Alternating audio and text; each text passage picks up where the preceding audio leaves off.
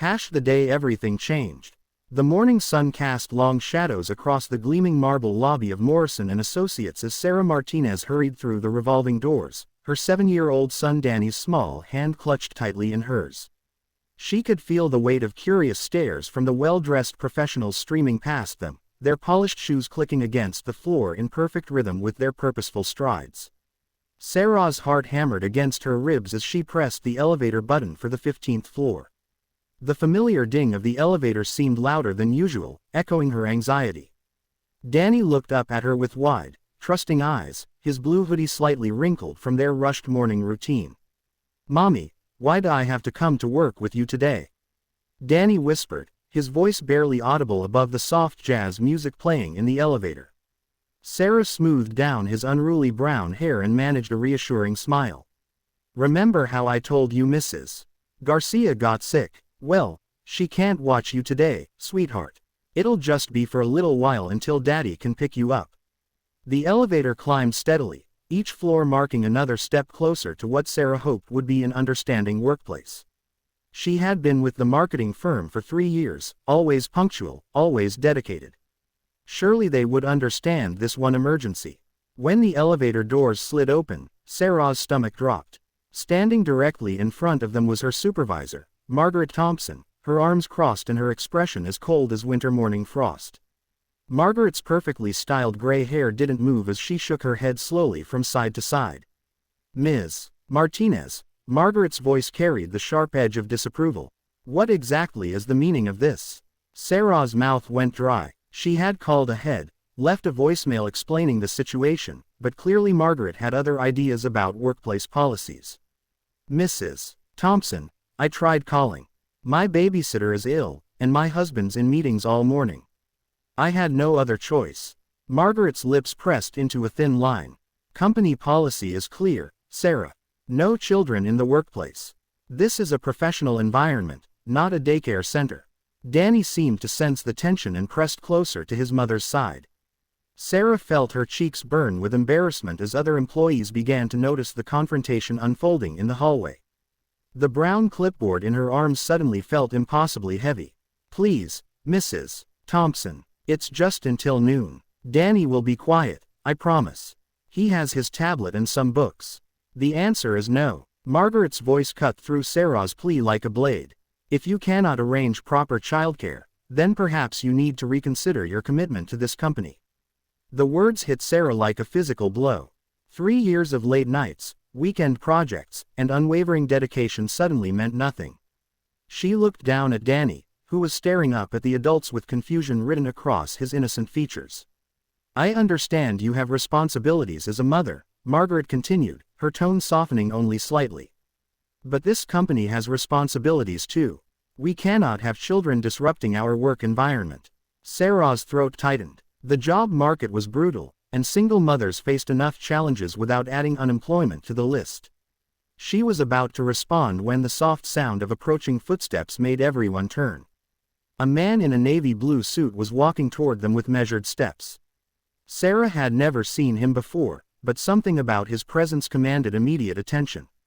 His dark hair was professionally styled, and his expression was unreadable as he took in the scene before him.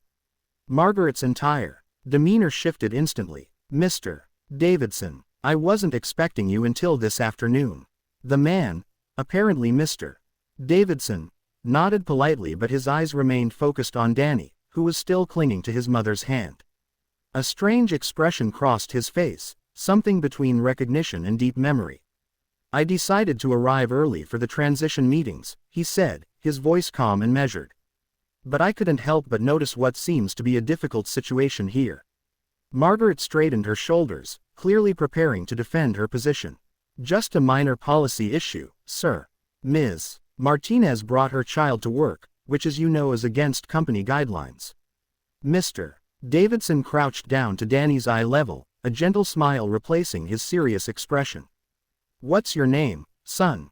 "Danny," the boy replied quietly, his voice barely above a whisper. "That's a good name. How old are you, Danny?" "7, Danny answered, gaining a little confidence from the man's kind tone. Mr. Davidson stood slowly, his eyes never leaving Danny's face. When he looked at Sarah, there was something different in his expression, a warmth that hadn't been there moments before. "Ms. Martinez, is it?" he asked. Sarah nodded, unsure where this conversation was heading. "I want you to know that I understand your situation completely." His voice carried a weight of personal experience. "You see, when I was Danny's age, my mother faced the exact same problem." Margaret's eyes widened slightly, sensing that her authority was about to be challenged in a way she hadn't anticipated. She was a single mother, working as a secretary for a small law firm, Mr. Davidson continued, his gaze moving between Sarah and Danny. "Her babysitter got sick, and she had no choice but to bring me to work. The office manager was going to fire her on the spot." The hallway had grown quiet except for the distant sound of phones ringing and keyboards clicking in nearby offices. But the senior partner stepped in. "Mr. Davidson said, his voice growing stronger. He said something I'll never forget. Sometimes showing up despite impossible circumstances demonstrates more dedication than showing up when everything is easy." Sarah felt tears prick at the corners of her eyes. "That law firm invested in my mother's success, and in turn, invested in mine. She worked there for 15 years, eventually becoming office manager herself. And that little boy she brought to work that day." He paused, looking directly at Margaret. "He went on to study business, built his own company, and just acquired this firm." The silence that followed was profound. Margaret's face had gone pale, and Sarah could hardly believe what she was hearing. "Ms. Martinez, I'd like you to set up a small workspace for Danny in the break room today. Make sure he has everything he needs to be comfortable." Mr. Davidson's tone was firm but kind. "And Margaret, I'd like to discuss implementing a backup childcare policy for emergencies like this. Sometimes the best employees are the ones who never give up, even when circumstances try to defeat them." As he walked away, Danny tugged on his mother's sleeve. "Mommy, is that man going to help us?" Sarah looked down at her son, then back at the retreating figure of their new boss. "Yes, sweetheart, I think he already has." Later that afternoon, as Danny quietly colored at a small table in the break room while Sarah worked nearby, she realized that sometimes the most unexpected encounters can change everything. The man who had once been in Danny's exact position had grown up to create the very opportunity her son might need someday. And in that moment, Sarah understood that compassion isn't just about policy, it's about remembering where you came from and ensuring others have the chance to get where they're going.